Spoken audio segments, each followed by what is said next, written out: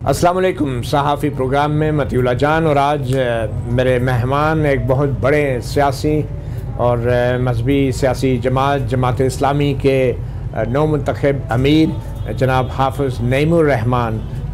बहुत शुक्रिया हाफ़िज़ नईमुर रहमान साहब। मुख्तसर आपका तारफ़ कराते चलें क्विकली। आप अभी अमीर जमात इस्लामी मुंतखब हुए हैं और जामिया मस्जिद दारुल उलूम लतीफ़ाबाद से आपने कुरान पाक हिफ्ज़ किया और इस्लामी जमीयत तलबा कराची, फिर सूबा सिंध में आप जमीयत के नाज़िम रहे। 1998 में इस्लामी जमीयत तलबा का नाज़िम आला यानी मरकज़ी सदर मुंतखब हुए। 2 साल इस्लामी जमीयत तलबा के नाज़िम आला रहे। 2013 में पहली बार अमीर जमात इस्लामी कराची मुंतखब हुए। 8 फरवरी 2024 के आम इंतखाबात में इलेक्शन कमीशन के मुताबिक ऐलान शुदा जीती हुई सीट ये कहकर छोड़ दी कि वो मुखालिफ उम्मीदवार से 1000 वोट से हारे हैं, इसलिए उनका ज़मीर गवारा नहीं करता कि वो ये सीट कबूल करें। और आखिर में ये बताते चलें कि जमात इस्लामी की इस वक्त कौमी असम्बली में कोई सीट नहीं है और सिंध असम्बली में 2 हैं, खैबर पख्तूनख्वा में असम्बली में 3 हैं, जबकि बलूचिस्तान असम्बली में 1 नशिस्त हैं। तो हाफ़िज़ नईमुर रहमान साहब, बहुत शुक्रिया सहाफ़ी प्रोग्राम को आपने वक्त दिया। सबसे पहले तो ये बताएं कि माशाल्लाह से बहुत लोग आपने इकट्ठे कर लिए, फिर भी अंदाज़न कितने लोग होंगे आपके धरने में? बस अब ये तो रोज़ इसमें अल्हम्दुलिल्लाह इजाफ़ा हो रहा है और जब एक तादाद हज़ारों में और फिर वो जब क्रॉस करती है 10-20 हज़ार को तो फिर तो लाखों ही काउंट होते हैं। मैं कोई ये नंबर तो नहीं दे सकता, लेकिन मैं ये ज़रूर समझता हूँ कि पहले मरहले में तो पूरे पाकिस्तान से आने वाले काफ़िले पहुँचे थे, अगरचे के बेतहाशा रुकावटें खड़ी की गई थी, उसके नतीजे में भी डिस्ट्रक्शन होती है, इधर उधर हो जाते हैं लोग। लेकिन फिर हमने बड़ी हिकमत के साथ जब यहाँ पर इस पूरे धरने को शिफ्ट किया है तो उसके बाद से मुसलसल लोग आते हैं। दिन में कुछ कम होते हैं, शाम में बहुत बढ़ जाते हैं और आज तो हमारा ख़वातीन का जलसा आम है, पूरा बहुत बड़े पैमाने पर ख़वातीन आई हुई हैं और ये सिलसिला अब चलेगा इंशाल्लाह और हर गुज़रते दिन इंशाल्लाह इसकी हाज़िरी में इजाफ़ा होगा। इसमें कोई शक नहीं कि कराची में जब आप बतौर सदर कराची जमात इस्लामी जलसे करते थे तो उस वक्त तो बहुत बड़े बड़े जलसे होते थे, बल्कि वहाँ पे तो कायद साहब ने मिलियन मार्च भी किया। तो उससे आप कैसे मुवाजना करेंगे अपने इस धरने के शुरका की तादाद? मेरा ख्याल है कि बहुत अच्छा है और हमारी जो मोर देन एक्सपेक्टेशन है, इसलिए कि बहुत तवील अरसे से एक जमूद की सी कैफियत मजमूई तौर पर सियासी सूरत हाल में आई हुई है और जो भी हालात हैं उसके नतीजे में लोग डरे हुए हैं, सहमे हुए हैं। इशूज़ पे पॉलिटिक्स नहीं हो रही, ज़ाहिर है पार्टी पॉलिटिक्स हो रही है, अफराद की पॉलिटिक्स हो रही है, नफ़रतों की पॉलिटिक्स हो रही है। फिर यह है कि जमहूरी आज़ादियों पर भी जो है वो कदगन लगाई जाती हैं। इस सारी सूरत हाल में जमात इस्लामी का ये धरना मैं समझता हूँ कि एक लोगों के लिए ताज़ा हवा का झोंका है। लोग इसमें अच्छा महसूस कर रहे हैं कि उनकी भी कोई आवाज़ बन रहा है और जबकि सूरत हाल ऐसी हो कि लोग वाकई बहुत परेशान हो गए हैं और हर आदमी परेशान है, क्या गरीब, क्या मिडिल क्लास, क्या अमीर। किसी के बस में नहीं रहा कि वो इन भारी भारी बिलों को अदा करें और किसी के बस में नहीं रहा कि हमारा तनख्वाहदार तबका इतने बड़े बड़े स्लैब से गुजर कर अपनी कटौतियाँ करवाए। पहले डायरेक्ट टैक्स दे और फिर उसके बाद इनडायरेक्ट टैक्स में वो जगह जगह कभी इलेक्ट्रिसिटी पे विद होल्डिंग दे रहा है, कहीं सेल्स टैक्स दे रहा है, कहीं आटा चीनी दाल पे दे रहा है। तो आप सोचें तो सही कि एक माकूल तनख्वाहदार आदमी भी जब वो 50% और 60% तक टैक्स दे देगा तो कहाँ जाएगा, कैसे अपने बच्चों को पढ़ाएगा? जबकि हमारे मुल्क में तो तालीम भी मेयारी नहीं है सरकार की सतह पर और एक लेवल पर नहीं है, तबकाती निज़ाम तालीम है, तो तालीम भी हमें ख़रीदनी पड़ती है जो कि स्टेट की जिम्मेदारी है। इसमें कोई शक नहीं कि लोग बहुत परेशान हैं और बिजली के बिलों से, महंगाई से, बेरोज़गारी से। और मेरे ख्याल में जमात इस्लामी एक वाहिद अभी तक की सियासी जमात है जो इन इश्यूज़ को लेकर चली है। मगर परेशान तो यहाँ रावलपिंडी के वो लोग भी हैं जो यहाँ मरी रोड से गुज़रते हैं और आपने उनका रास्ता बंद कर रखा है। तो साथ में लियाकत बाग है, ये दीवार के परे खाली लियाकत बाग पड़ा है, आपने सड़क बंद करना का फैसला क्यों किया? आपने बिल्कुल वो सवाल किया है जो हमारी ब्यूरोक्रेसी करती है कि फलां ग्राउंड में वो दूर जाकर एक क्रिकेट ग्राउंड नहीं, ये दीवार के परे खाली पड़ा है, चले लियाकत बाग के अंदर चले जाएं। देखें, ज़ाहिर है एक पॉलिटिकल अमल है, एक सियासी जमहूरी अमल है और इस जमहूरी अमल में पूरी दुनिया में प्रैक्टिस किया जाता है। लोग सड़कों पर एहतजाज करते हैं और उसके अपने जो है डायनेमिक्स होती है, उसका अपना एक प्रेशर होता है। हम सड़कें बंद कर देते हैं, होती हैं बंद, दुनिया भर में होती हैं। अच्छा। और इसके लिए हुकूमत का काम ये होता है कि वो फैसिलिटेशन करती है, वो मुतबादिल रास्ते बनाती है और जमहूरी अमल को वो पामाल नहीं करती है। ये तो उन जगहों पे होता है कि जनाब अच्छे बच्चों की तरह आप जाकर उस ग्राउंड के अंदर जलसा कर लें कि जब तमाम हालात दुरुस्त हों, तालीम लोगों को मिल रही हो, सेहत बुनियादी मिल रही हो, और उसके बाद लोग डायलॉग कर सकते हो, पार्लियामेंट अपना काम कर रही है। यहाँ तो पार्लियामेंट ही फॉर्म 47 वाली है, तो ये क्या काम करेगी अपना। तो और यहाँ पर कौन सा जो है वो आज़ादी के साथ सब लोग अपना काम कर रहे होते। तो ऐसे हालात में जब पूरी कौम की ही सड़कें बंद हुई हैं, शाहराहें क्लोज कर दी हैं, हमारी इल्म की, तालीम की, सेहत की, रोजगार की, हमारी मईशत की शाहराह बंद हुई है, सड़क और तो एक सड़क बंद होकर अगर ये शाहराहें खुल जाएं तो बहुत अच्छा है यार। चलें, अच्छा लियाकत बाग भर नहीं सकते थे आप? नहीं, लियाकत बाग को जब भरना होगा वो भी भर देंगे। जमात इस्लामी से कोई चीज़ भरना वरना कोई मसला नहीं है, ये आपको पता है। चलें, ये बात तो दुरुस्त है, वैसे भी आपका बड़ा तजुर्बा है। अब ये बताएं कि आपकी जमात बड़ी खुशकिस्मत है, PTI जो आपसे बज़ाहिर बड़ी जमात है, उसको मैंडेट भी बड़ा मिला, आप भी इसको मानते हैं, और आपसे ज़्यादा आवाम के और वोट के मैंडेट की इज़्ज़त कौन करता होगा। आपने तो अपनी सीट भी छोड़ दी, जीती हुई सीट। तो PTI को ऐसे इजाज़त नहीं मिली, आपको जो इजाज़त मिल गई है, आप में जमात इस्लामी में ऐसी कौन सी खास बात है जो PTI में नहीं है? अच्छा, एक बात तो ये है कि उनको अगर इजाज़त नहीं मिली तो मैं तो ये कहता हूँ कि इजाज़त मिलनी चाहिए, सीधी बात है। और आप देखें ट्रैक रिकॉर्ड, जब भी PTI के ऊपर कोई बुरा वक्त आया तो PTI के लोग तो जो भी बोलते हैं, लेकिन हमने उस पर आवाज़ उठाई, उनका निशान लिया गया, हमने बात की, गलत हुआ। इलेक्शन में धांधली हुई, हमने कहा गलत है। वो पीछे हट गए फॉर्म 45 के मुतालबे से और री-इलेक्शन की बात कर रहे हैं, लेकिन हम अभी भी उन्हीं के लिए बात कर रहे हैं, इसलिए कि सबसे बड़े बेनिफिशियरी तो वही होंगे। अगर 2/3 मेजोरिटी हो, मैं मानता हूँ इस बात को कि PTI ने 2/3 से भी ज़्यादा मेजोरिटी ली है, और अगर फॉर्म 45 की बुनियाद पर फैसला हो तो वो सबसे बड़ी पार्टी बनकर आ जाएगी।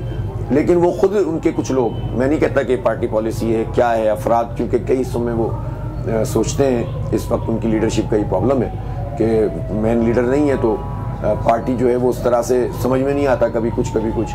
तो खुद उनका जो सपोर्टर है और वोटर है वो कंफ्यूज होता है जब उसको मालूम है कि फॉर्म 45 मौजूद है और उसकी बुनियाद पर उनकी हुकूमत बन सकती है, और उनकी लीडरशिप में से कोई कहे कि साहब इसको तो छोड़ो, नया इलेक्शन कराओ। तो नए इलेक्शन में ऐसे कौन से सुरखाब के पर लग जाएंगे, अचानक से सब चीज़ें ठीक हो जाएंगी कि दोबारा से जो है वो अजीब सी बात है। तो मैं तो उसके लिए बात कर रहा हूँ। तो आप कैसे कह सकते हैं कि हम PTI से हमारा कोई इसमें, और PTI से हमारी कोई इस वक्त कोई टकराव भी नहीं है, कोई इलेक्शन भी नहीं होने जा रहा। तो हम तो ये समझते हैं जमहूरी आज़ादियाँ होनी चाहिए, उनको भी होनी चाहिए, हमें भी होनी चाहिए। हमारे लिए क्यों कंटेनर लगाए?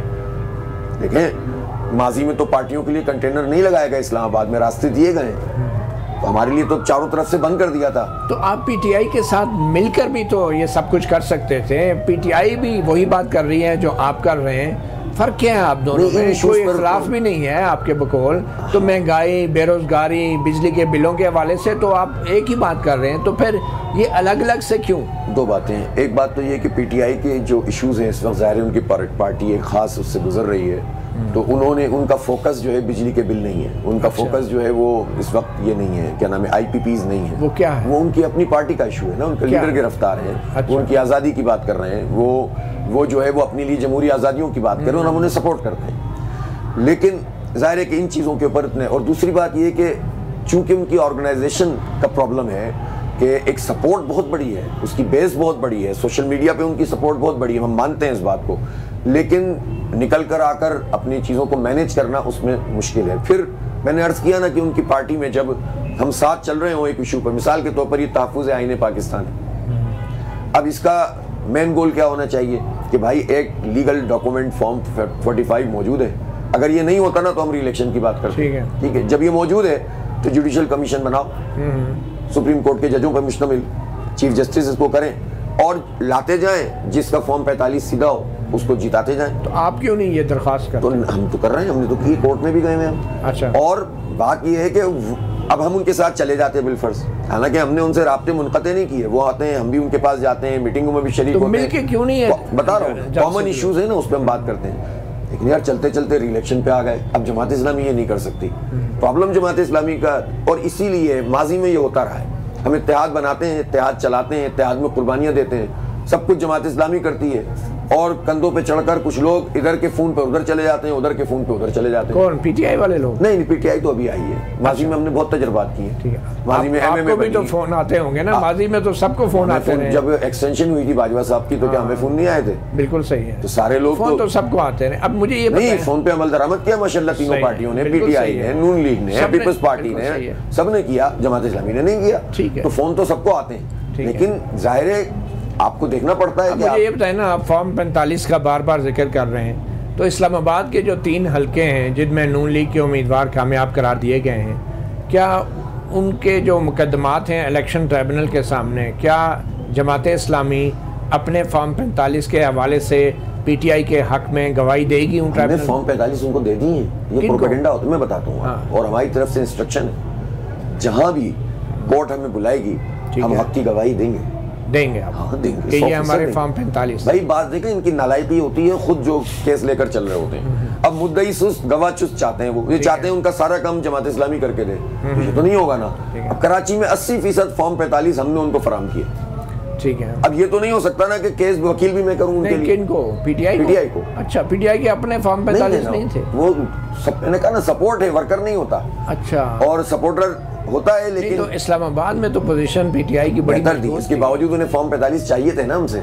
आपसे नहीं चाहिए थे, वो सिर्फ आपकी तस्दीक चाह रहे थे। दे दिए ना। उनके फॉर्म 45 और आपके फॉर्म 45 का नतीजा एक जैसा है। दे दिए। वो आपसे मांग तो नहीं रहे थे फॉर्म 45 ना, ऐसा उनके अपने थे, वो सिर्फ तस्दीक चाह रहे थे। नहीं, बाज़ औक़ात कम भी पड़ते हैं। अच्छा, मुझे यहाँ का नहीं पता इस्लामाबाद। अच्छा, आप ये कह रहे हैं कि आपने भी पीटीआई को कुछ फॉर्म 45 उनके कम थे तो आपने फराहम किए? मुझे इस्लामाबाद का एग्जैक्ट नहीं पता कि कम थे या नहीं थे। कराची का तो मैं जानता हूँ ना, मैं था वहाँ पे। ठीक है, तो वहाँ तो हमने, अच्छा फिर हमने वहाँ तो ये तक किया। अच्छा देखें, जो स्मार्ट लोग होते हैं ना, वो अपना काम अच्छी तरीके से करते हैं। उनकी बात सीटों पर लोगों ने कहा यार आप फॉर्म 45 दें, हमने दे दिए। उसके बाद उन्होंने कहा कि आप कोर्ट में आए, हमने कहा आप वकील कर लें। ठीक है, उन्होंने अपना वकील भी किया और हमारा वकील भी किया। ठीक है, जब जरूरत पड़ेगी चले जाएंगे। आपका वकील भी उन्होंने किया? इसलिए किया कि हमने कहा भाई देखो, अब ये वकील, ये मुकदमा हम तो नहीं चलाएंगे ना, मेरी सीट का मुकदमा मैं चलाऊं, आपकी सीट का आप चलाएंगे। ठीक है, तो आप ऐसा करें कि आपके वकील को भी पीटीआई वालों ने फीस दिया, हायर किया? सुने ना मेरी बात। अच्छा, बात ये है कि मिसाल के तौर पर एक सीट मेरी है। हाँ। मैंने एक वकील किया अपने लिए। ठीक है, अब पीटीआई वाले से कहा कि मुझे फॉर्म दो। हाँ। अब उसने कहा भाई यार फॉर्म तो ले लो, मैं मुकदमे में नहीं आऊंगा बिलफर्ज। ठीक है, तो मैंने कहा कोई बात नहीं, आप वकालतनामे पे साइन करो, वकील में कर लेता हूं। ठीक है, यही तरीका होता है ना। अच्छा, ठीक है, तो आप ये कह रहे हैं वाइस वर्सा, आप ये कह रहे हैं कि जो इलेक्शन ट्रिब्यूनल में जो फरीक बनाया गया है जमात इस्लामी को सिर्फ एक गवाही के लिए, तो उसके जो वकालत के खर्चे हैं वो पीटीआई दे? नहीं यार, ये नहीं कह रहा, आप समझने की कोशिश करें। अच्छा, जब कोर्ट बुलाएगा हम जाएंगे। ठीक है, ठीक है। लेकिन वकील स्मार्ट लोग क्या करते हैं? स्मार्ट लोग ये करते हैं कि अरेंजमेंट अपनी पूरी करते हैं जब उन्हें केस लड़ना होता है। ठीक है, मसला पीटीआई के साथ ये है कि जो लोग बेचारे फॉर्म 45 का केस लड़ रहे हैं, ठीक है, उन्हें एक दिन में पता चला कि फॉर्म 45 तो कोई मसला ही नहीं है, री इलेक्शन होना चाहिए। ठीक है, तो पहले उसका जवाब तो दें, वो हमसे तो बाद में पूछें। चलें, ये बात जबरदस्त है। एक छोटी सी ब्रेक लेते हैं और ब्रेक के बाद फिर हम आएंगे उन मुतालबात की तरफ जो कि जमात इस्लामी इस धरने में बैठ के हुकूमत से कर रही है, और बज़ाहिर मुज़ाकरात जो हुए हैं अभी तक उनमें काफ़ी पेशरफ्त भी है। Welcome back. सहाफ़ी प्रोग्राम में अमीर जमात इस्लामी हाफिज़ नईमुर रहमान हमारे साथ हैं। हाफिज़ साहब, आपके मुतालबात तो बड़े ही काबिल अमल हैं, और उसमें बिजली की कीमतें सस्ती करने के हवाले से हुकूमत काफ़ी हद तक माइल बकरम नज़र आती हैं, और दूसरा जो पेट्रोल की कीमतें हैं वो वैसे भी इंटरनेशनल मार्केट में कम हो रही हैं। तो आप कितने मुतालबात पे अगर थोड़ी बहुत कोई पेशरफ्त होगी तो आप धरना ख़त्म कर देंगे? नहीं, देखें सीधी बात है, हमने तो वैसे भी कोई लंबा चौड़ा काम कोई मिनिमम, मैं आपको बताता हूँ ना, हम ये चाहते तो हम और भी 50 चीज़ें शामिल कर सकते थे। हम बहुत फोकस हैं इसलिए कि बहुत सीरियसनेस है कि यार ये बिजली के बिल कम होने चाहिए। हमारा मुतालबा ये है कि जो लागत है बिजली की वो लो, नाजायज़ बात नहीं है, जायज़ बात है। और लागत जो है वो बहुत कम है, तकरीबन ये 20 रुपये भी नहीं बनती। ठीक है ना।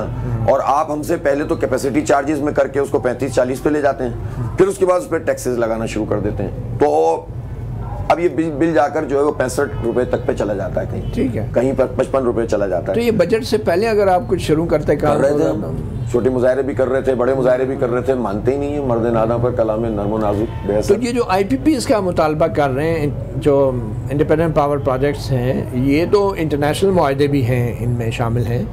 तो जिस तरह रिकोडिक का मुआहदा सुप्रीम कोर्ट ने ख़त्म किया और 6 अरब डॉलर का जुर्माना लगा, बाद में 900 मिलियन डॉलर दे के जान छुड़ाई, वो भी एडजस्टमेंट की, तो IPPs के मुआहदे अगर आपके कहने पे ख़त्म कर दिए तो अरबों डॉलर का पाकिस्तान को हर्जाना पड़ सकता है, उसका क्या करेंगे? कैटेगरीज हैं IPPs की, कुछ कैटेगरीज वो हैं जो खुद गवर्नमेंट ओन है ना, उसमें क्या मसला है। 52% तो वो पैसे हैं जो वो IPPs हैं और वो पैसे हैं जो हम अदा कर रहे हैं जो गवर्नमेंट की IPPs हैं, उसमें क्या प्रॉब्लम है? ठीक है, ये बोझ तो आप आवाम में से हटाएं ना। तो आप कह रहे हैं इंटरनेशनल IPPs के साथ, इंटरनेशनल IPPs से निगोशिएट करें। अच्छा, इसलिए सीधी बात है, तो अगर ना माने तो फिर क्या होगा? हम ना माने तो फिर भी मनवाएं। अच्छा। यही तरीका होता है दुनिया में। अच्छा। लेकिन चीन है ना ज्यादातर हमारे साथ, तो चीन तो हमारा पार्टनर है ना, हमारा दोस्त है, हमारा स्ट्रेटेजिक पार्टनर है, हिमालयों से ऊंचे और बैरुल काहिल से गहरी किए हुए ना, हम लोग मुआहदे किए हुए हैं, मुआहदे रिवाइज होते हैं, दस्तखत किए हैं। हाँ कोई बात नहीं, फिर भी बात कैपेसिटी पेमेंट की, जब IMF के साथ यूनान में और चिली में और ब्राजील में ये सारे मुआहदे रीनिगोशिएट हो सकते हैं, तो चाइना तो हमारा दोस्त है, उससे बात तो हो सकती है ना।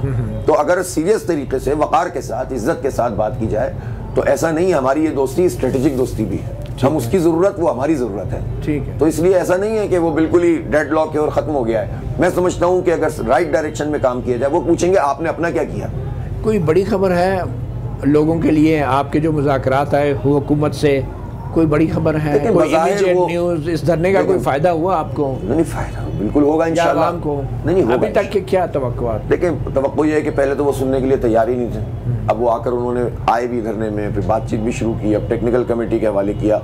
अगर तो वो टाल मटोल से, हमें उनकी नियतों का नहीं पता, ठीक है, लेकिन अगर तो वो टाल मटोल से काम लेंगे तो ये धरना हम इस तरह तो नहीं रहेगा, रोज इसमें इजाफा भी हो रहा है, हो सकता है हम प्रोसीड करें इस्लामाबाद की तरफ, हो सकता है कि हम अपने इस धरने के अमल को फैला दें। मैंने ऐलान कर भी दिया है, कराची में तो परसों से शुरू हो जाएगा इंशाल्लाह, फिर पेशावर में होगा, फिर लाहौर में होगा, ये हम रोकेंगे थोड़ी। अब तो आप तारीख से तो अच्छी तरह आगाह हैं, इस्टेब्लिशमेंट की मदद के बगैर तो कोई हुकूमत नहीं कराई जा सकती, तो आप वही वाला इस्लामाबाद की तरफ लॉन्ग मार्च करेंगे जो इमरान खान ने 2014 में किया था? अभी तक तो हमारा जो ना ये प्रोग्राम भी नहीं है कि हम हुकूमत गिराने वाली तहरीक शुरू करें। अच्छा, ठीक है ना, अभी तो हम हुकूमत से यही कह रहे हैं कि क्यों आप हमारी इस तहरीक को उसमें तब्दील करना चाहते हैं। ठीक है, कि जब आप हमें कोई रास्ता ही नहीं देंगे, और हमारा रास्ता, हमें तो अपने लिए कुछ नहीं चाहिए भाई, मतलब हमारा क्या इंटरेस्ट है, जमात इस्लामी वाले क्या ले लेंगे आपसे, हमें आवाम के लिए चाहिए, लोग परेशान हैं यार। अच्छा, आप क्योंकि ये बताएं कि सारी मौजूदा सियासी और आइनी और माली बहरान का जो जिम्मेदार है वो कौन है?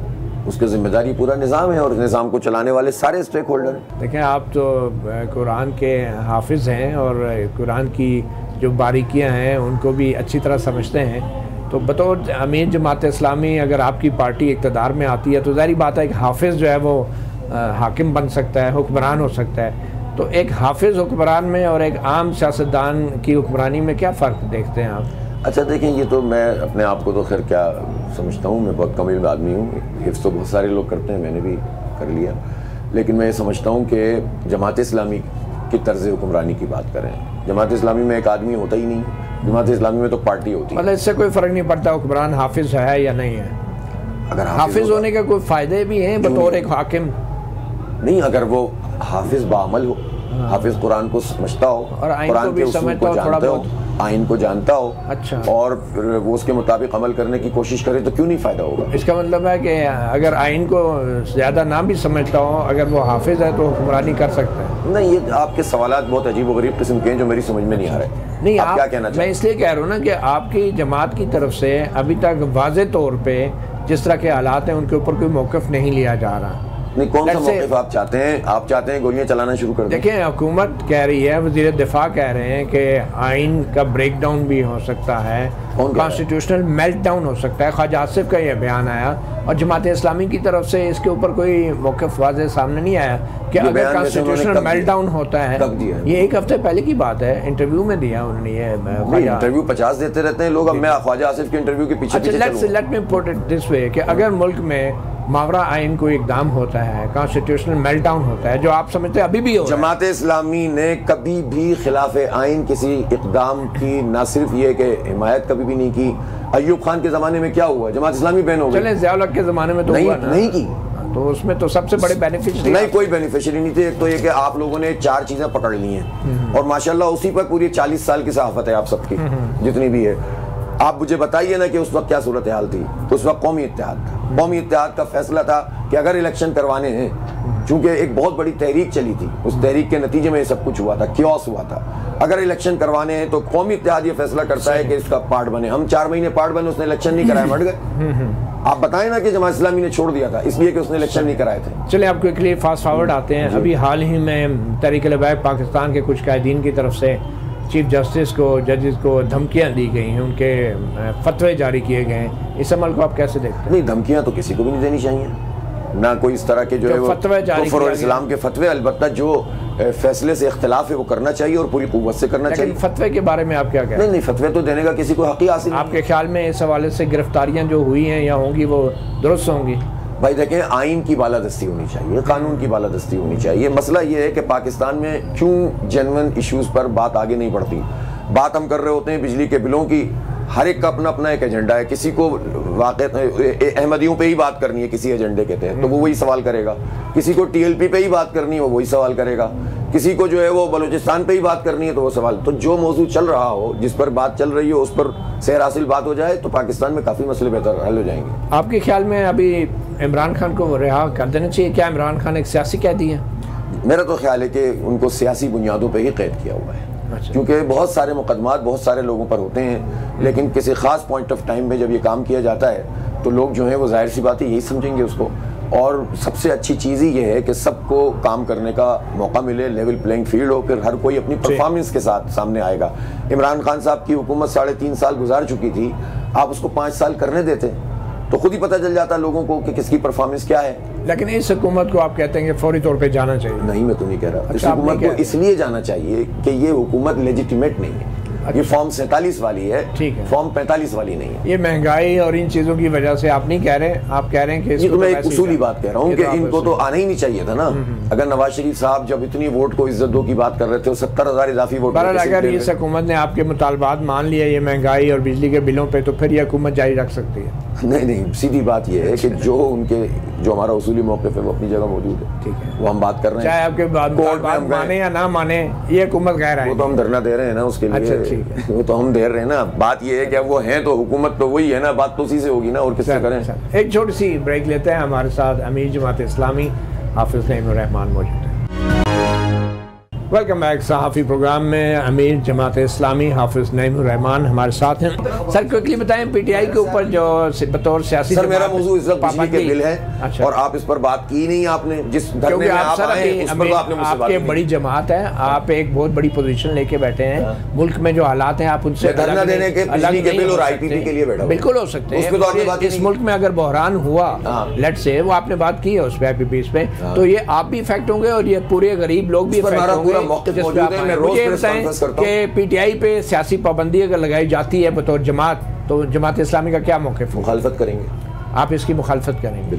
और जो पाबंदी का जवाज़ बताया जा रहा है, जो 9 मई के वाक़यात हैं, उसके ऊपर जितने भी मुकदमात बने हैं, उन तमाम मुकदमात में से बेशतर में उनको रिलीफ अदालतों से मिली है। आप बतौर सियासी जमात क्या समझते हैं, वो झूठे मुकदमात थे? भाई अदालतों ने अगर रिलीफ दिया तो अदालतों से पूछे ना, तो साफ हो गए ना वो, तो फिर भी पाबंदी लगेगी। आप समझते हैं 9 मई के ऊपर अदालती कमीशन? मैं नहीं समझता, अदालत में चीज़ हो गई है, बात खत्म हो गई है, मैं क्यों उसके ऊपर अपनी राय दूँ। अच्छा, क्विकली 2024 के इलेक्शन में जो इलेक्शन कमीशन का किरदार है, उस हवाले से सुप्रीम कोर्ट ने मखसूस नशस्तों पर एक फैसला दिया है। उन मखसूस नशस्तों के हवाले से जमात इस्लामी के फैसले की हिमायत की है, आपने देखा होगा, हमने बहुत वाज़ेह तौर पर हिमायत की है। मखसूस नशिस्तें जिन लोगों ने एक्वायर की थी, मुझे तो उन पर भी हैरत है कि वो एक ही सांस में 2 बातें कर रहे थे। ठीक है, इलेक्शन कमीशन के खिलाफ जो जुडिशल काउंसिल में शिकायत गई है मिसकंडक्ट की, आप उसके हिमायत करते हैं कि उनकी इंक्वायरी होनी चाहिए? बिल्कुल। अच्छा, क्विकली ये बता दें कि जो 6 जजों ने ख़त लिखा है इस्लामाबाद हाई कोर्ट के, जिस तरीके से उन्होंने खुफिया इदारों पर इल्ज़ाम लगाया है हरासमेंट करने का, उस हवाले से आप क्या कहेंगे? और सुप्रीम कोर्ट ने अभी तक जो उस पर कार्रवाई की है, आप उससे मुतमईन हैं? कार्रवाई होनी चाहिए और किस किस्म की कार्रवाई होनी चाहिए? पूरी तरह से इंक्वायरी होनी चाहिए। जितनी बातें उन्होंने कही उसको परखना चाहिए, सही है कि गलत है, और जो बड़ी बात है उसको पता होना चाहिए। और जो इल्ज़ामात जजेस ने लगाए हैं, आपके ख्याल में पाकिस्तान में ये चीज़ें मुमकिन हैं और हो रही हैं? पाकिस्तान में इन चीज़ों को बिल्कुल भी नहीं होना चाहिए, और पाकिस्तान में बदकिस्मती से इस तरह की बहुत सारी चीज़ें होती हैं। और अब मैं इसीलिए जो मेरी एक बात है वो समझ लीजिए, मेरे ख्याल उसी पे एंड कर लेते हैं, सही आगे बढ़ रहा है। प्लीज। इसलिए कि सबको अपनी अपनी आईनी हुदूद के मुताबिक काम करना चाहिए। ना इस्टेब्लिशमेंट और आवाम का टकराव मुनासिब है, ना सियासी जमातों और फौज का टकराव मुनासिब है, ना हम मज़ीद किसी क्यास में मुब्तला अपने इस मुल्क को कर सकते हैं। आइन ने सबको अपनी अपनी हुदूद दी हुई हैं, सब उस पर जाएँ, काम करें, इंशाल्लाह पाकिस्तान का भला होगा। अच्छा, आखिर में अज़्म इस्तेकाम ऑपरेशन के हवाले से आप फौजी ऑपरेशन की तो हमने हमेशा मुखालिफत की है और अब तो उन्होंने वजाहत भी कर दी कि फौजी ऑपरेशन नहीं है तो हमने इसको वेलकम कहा है। तहरीक तहफ़्फ़ुज़ आईन पाकिस्तान जो महमूद खान अचकज़ई साहब चला रहे हैं उसको आप ज्वाइन कर रहे हैं? नहीं। क्या वजह है? नहीं, उसकी वजह है कि हम कहते हैं आप ज़रा काम करके दिखाएं, अभी तक उनकी तरफ से कोई चीज़ हुई नहीं है। लेकिन ये कॉज काफ़ी नहीं है आपके ख्याल में? तहरीक तहफ़्फ़ुज़ आईन पाकिस्तान की ज़रूरत नहीं है? नहीं, ज़रूरत तो अपनी जगह, हम उनके साथ जाते भी हैं, बात भी करते हैं, वो भी हमारे पास आते हैं, मुश्तरकात पे साथ चलते हैं। मैं बता चुका हूँ, बात ये है कि हम इत्तेहाद का हिस्सा नहीं बनेंगे, हमारा फैसला है। पीटीआई से राब्ते में सर? पीटीआई से? हाँ, सबसे राब्ते में। थैंक यू वेरी मच हाफिज़ नईमुर रहमान साहब, अमीर जमात इस्लामी, सहाफ़ी प्रोग्राम को वक्त देने का। आजकल के हालात में जमात इस्लामी का ये धरना इसलिए भी अहमियत अख्तियार कर गया है कि इस धरने की वजह से आम लोगों के अंदर ये हौसला पैदा हुआ है कि आजकल के इस सियासी बहरान के अंदर कोई उनकी भी बात कर रहा है। यकीनी तौर पे बिजली के बिलों का जो मामला है वो वक्त के साथ साथ एक संगीन सूरत हाल अख्तियार कर गया है और जो IPPs के प्रोजेक्ट हैं उनके हवाले से जिस तरीके से यकतरफ़ा तौर पे मुआहदे किए गए और जिसकी कैपेसिटी पेमेंट की बुनियाद पे पाकिस्तान के ऊपर रोज़ाना की बुनियाद पे जो मालियाती बोझ है बढ़ता जा रहा है, तो उस वजह से अब जमात इस्लामी का ये धरना यकीनी तौर पे बड़ी अहमियत अख्तियार कर गया है। जमात इस्लामी इस वक्त उन इश्यूज़ को लेके सामने आई है कि जिन इश्यूज़ को दीगर बड़ी सियासी जमातों ने लाना था, मगर इस वक्त अमली तौर पे तहरीक इंसाफ जो कि एक बड़ी सियासी अपोजिशन जमात है वो तो मैदान में या तो नज़र नहीं आ रही या आने नहीं दी जा रही, उसकी जगह अब जमात इस्लामी ले रही हैं और बज़ाहिर हुकूमत या जो मक़तदर क़ुव्वतें हैं वो इस बात पे खुश हैं कि कोई भी हो, मगर शायद दीगर जो बड़ी सियासी जमात हैं जैसे PTI वो कहीं नज़र ना आए। तो इस सियासी बहरान के अंदर जमात इस्लामी अपने लिए एक स्पेस बनाने में यकीनी तौर पे कामयाब हुई है। हाफिज़ नईमुर रहमान साहब ने हमारे प्रोग्राम में शिरकत की। सहाफ़ी प्रोग्राम से इतना ही, इजाज़त दीजिए। अल्लाह हाफिज़।